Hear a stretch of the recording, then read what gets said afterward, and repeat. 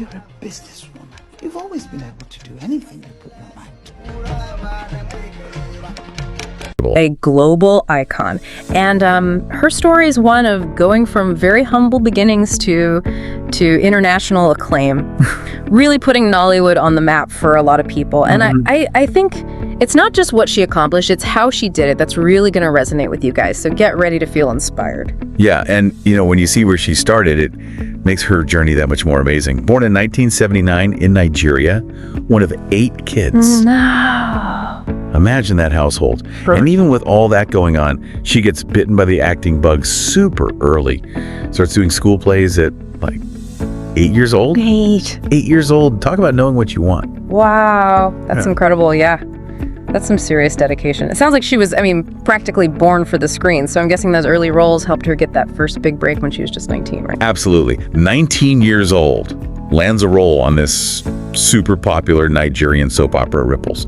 And I'm talking like the show everyone watched. Oh, wow. It was like the launching pad for like so many Nollywood careers. Oh, wow. So being on Ripples, that exposed her to a huge audience. Yeah, okay. So she's in the spotlight. But how does she go from soap opera star to like the icon we know today? Well, you got to remember, this is when Nollywood is starting to boom. Okay, yeah. Early 2000s, the Nigerian film industry just explodes. And Nnaji is right there, riding that wave. And her role in this 2002 film, Sharon Stone, that was a major turning point. Hold on, Sharon Stone, was that like a nod to the Hollywood actress? What's the story with that title? I know, right? It's fascinating. See, back then it was actually pretty common in Nollywood to use titles that like evoked Hollywood or pop culture. Interesting. A lot of the films they'd adapt, like familiar storylines, but give them this unique Nigerian spin. Okay, get it. So was Sharon Stone a typical Nollywood film, or did it stand out somehow? It definitely captured that essence of Nollywood, but what really grabbed people was Nnaji's performance. The depth, the versatility she brought to the role. Audiences were just hooked. And of course, it was a box office smash. Really cemented her as a leading lady in Nollywood. Okay, so this is where things really take off, right? What came next for her? Oh, she just went on a roll. Igel, Last Party, Keeping Faith, she was in hit after hit. Wow. And in each one, she just had this ability to connect with the audience on this deep emotional level. You'd laugh with her, cry with her, feel every single beat of the story. She became the go-to actress if you wanted a guaranteed hit. She's on fire at this point. Soap operas, hit films, unstoppable. But wasn't it the Africa Movie Academy Award that really put her on the international map? You got it. 2005, Nnaji wins the Africa Movie Academy Award for Best Actress in a Leading Role. And this was huge. We're talking the Oscars of African film. Recognizes excellence across the entire continent. Wow. Okay, so she's not just a Nollywood star, but now she's considered one of the best actresses in all of Africa. And remember, this is all happening before streaming, before Nollywood really explodes globally. Exactly. Back then, it was way harder to get international recognition for African cinema. So winning that award, it put her and Nollywood on the map in a big way. This is where it gets really interesting. So she's a superstar, an award-winning actress. What's her next move? She starts breaking down even more barriers. Yeah. 2004, lands a major endorsement deal with Lux, a global beauty brand. Oh, wow. Think about it. A Nollywood actress, the face of an international brand, that was almost unheard of back then. That is huge. Yeah. It really shows she's not just talented, she's a brand herself, a force to be reckoned with. And she doesn't stop there. Same year, she signs the Lux deal, drops a music album, one logo line. I know, right? It's is there anything she can't do? It's incredible. Clearly someone who loves exploring all these different creative outlets. But you can tell her heart belongs to film. But she's not just content with being in films, right? She wants to make them. And that's where her ambition takes this really inspiring turn. She sets her sights on elevating Nollywood, bringing African stories to the world. And that brings us to Lionheart. Okay, yes. This 2018 film, written, produced, and directed by Nnaji herself. It's a landmark achievement. Beautiful, complex story. And it was a major turning point for Nollywood. All right, I'm so glad we're finally getting to Lionheart. This film was, it was game changer. This was Nigeria's very first submission to the Oscars for Best International Feature Film, wasn't it? That's right. Wow. Lionheart put Nollywood on the world stage in a way that had never been done before. And while it didn't end up winning the Oscar, it did become the first Netflix original film from Nigeria. Wow. So she's making history left and right, getting a film on Netflix, especially back in 2018. That's huge.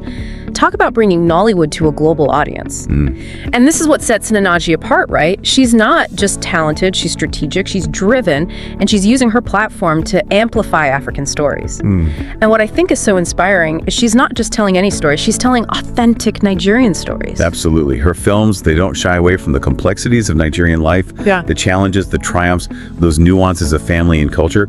That's what makes her work so powerful and relatable to audiences everywhere. Okay, so I think this is a great place to pause. We've covered Nnaji's rise to fame in Nollywood, her breaking into the international scene, and her groundbreaking work with Lionheart. But stay tuned, because in part 2, we're going to dig even deeper into her legacy, her advocacy, and what makes her story so compelling. When we talk about Nnaji's legacy, so much more than just the awards and accolades. It's about the impact she's had on other creatives, especially women in the film industry. Oh, for sure. I mean, her story is so inspiring for anyone who dreams of making it in film, especially if you're coming from a place where those dreams might seem out of reach. Yeah, and she's really vocal about the need for more diversity and representation, both on screen and behind the camera. And she's not just talking about it, she's actively doing it through her work. I like that. Walking the walk, not just talking the talk.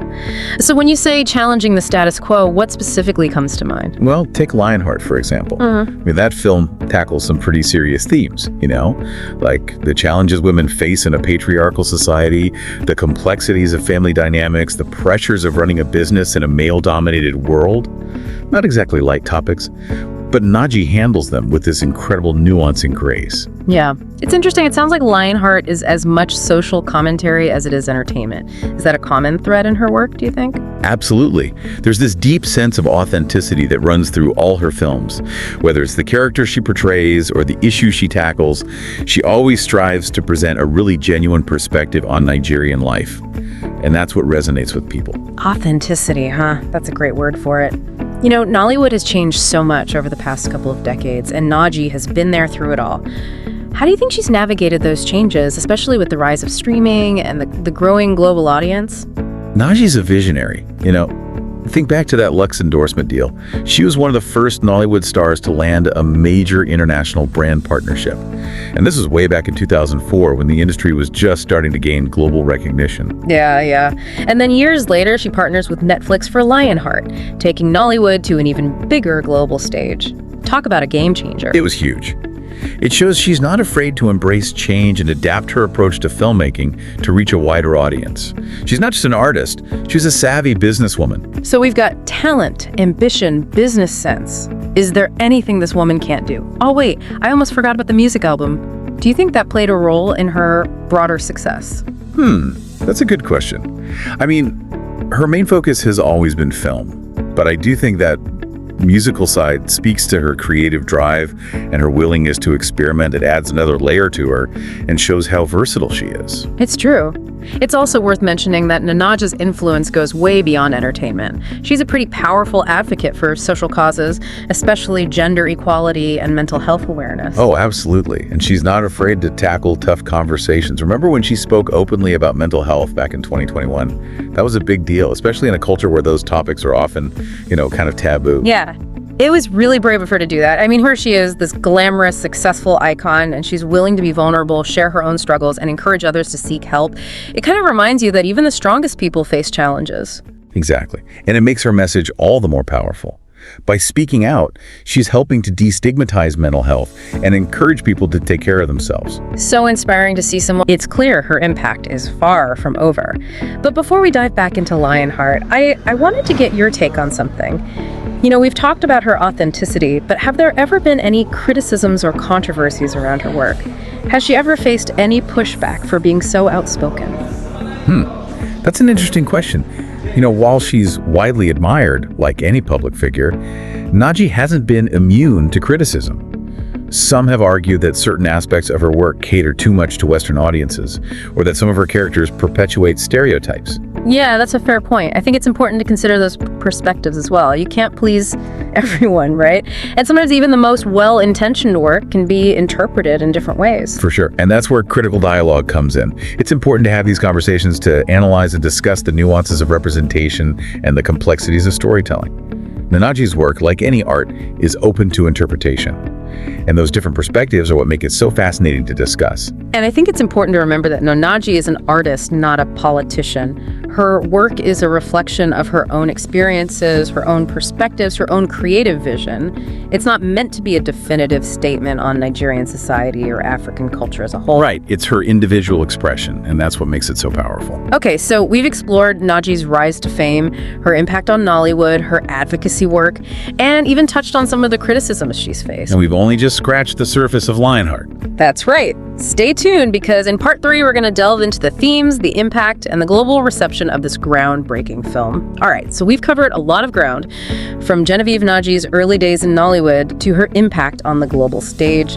But now let's zoom in on Lionheart, the film that really, put her on the map internationally.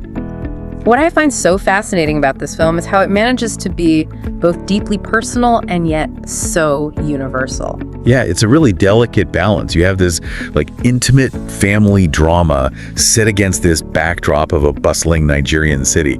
But those core themes, ambition, family legacy, the struggle for equality, those resonate with people everywhere. You mentioned earlier that Lionheart was Nigeria's first submission for Best International Feature Film at the Oscars. I mean, that's a huge deal. Did that recognition translate into more people seeing the film? Absolutely. It created a lot of buzz, piqued people's curiosity around the world. People who might not have even heard of Nollywood suddenly had this entry point, this reason to check it out. And then you have the Netflix effect. Lionheart becoming the first Nigerian film to be picked up as a Netflix original. That must have been huge for getting it in front of a global audience. It was massive. Suddenly, millions of people had access to this film right at their fingertips. Lionheart wasn't tucked away in some niche category. It was right there on the front page, alongside all the big Hollywood blockbusters. I mean, that's a game changer, not just for Nnaji, but for Nollywood as a whole. So did Lionheart live up to the hype? What was the overall reception like? It was overwhelmingly positive. Critics loved Nnaji's directing, the performances, the way it portrayed Nigerian culture. Audiences connected with the characters, the humor, the emotional depth. It really got people talking, and challenged those preconceived notions of what African cinema could be. We talked earlier about how some critics felt Nnaji's work might cater too much to Western sensibilities.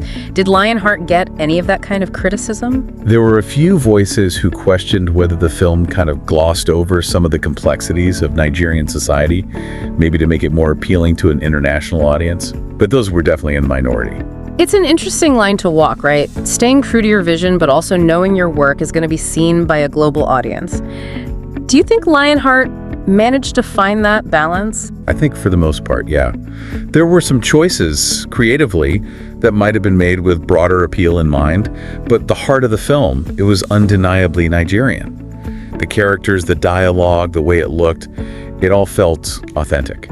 I'm curious about the film's visual style. Did Nnaji draw from those traditional Nollywood aesthetics, or did she go in a different direction with Lionheart? Oh, she brought something new to the table. Yeah. Visually, the film is just beautiful. There are these incredible shots of the city, vibrant colors, very modern feel.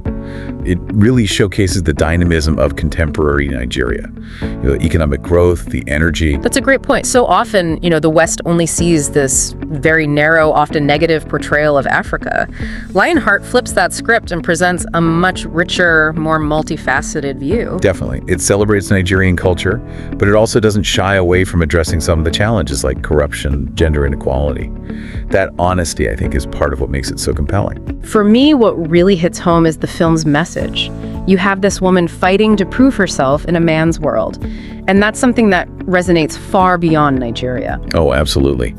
That core theme of breaking barriers, defying expectations, claiming your place at the table, it's universal. It's a story about resilience, determination, the power of family. It's so inspiring. I can only imagine how much this film meant to young women in Nigeria, across Africa, seeing someone like Genevieve Nnaji, a woman who looks like them, leading the charge, succeeding on her own terms. Yeah, it's a powerful representation of female leadership. Her character, Adai's, she's smart, she's capable, she never compromises her integrity. She challenges tradition and proves she's just as capable as any man, if not more so. I love that. And it's not just about proving herself to the men around her, but to herself. There's a real journey of self-discovery there. So we've talked about Lionheart from all these different angles. What does this film tell us about Genevieve Nnaji as a filmmaker? I think Lionheart shows her maturity, her growth, this new level of creative confidence. She's not just directing, she's crafting a story with purpose, with depth, a story that really reflects her own experiences, her own values. It's a statement, not just a film. What would you say is the most important takeaway from Lionheart? For me, it's about the power of storytelling, the ability of a single film to change how people see things, to start conversations, to inspire change. Nnaji's vision, her passion, her commitment to authenticity, it's all there on the screen. It's a beautiful reminder that stories have this amazing power to connect us across cultures, across borders, across all our different experiences. So as we wrap up this deep dive into the incredible career of Genevieve Nnaji, what's the one thing you hope our listeners will take away from her story? I hope they're inspired by her drive, her courage to break barriers, and her belief in the power of African stories. She's shown the world that with talent, dedication, and a clear vision, anything is possible. Genevieve Nnaji is a true icon, a trailblazer, and her journey, it's a testament to the power of art, the power of storytelling to change the world. If you haven't seen Lionheart, I highly recommend checking it out. It's a film that will stay with you long after the credits roll. Thanks for joining us on this deep dive. Until next time, keep exploring, keep learning, and keep being inspired.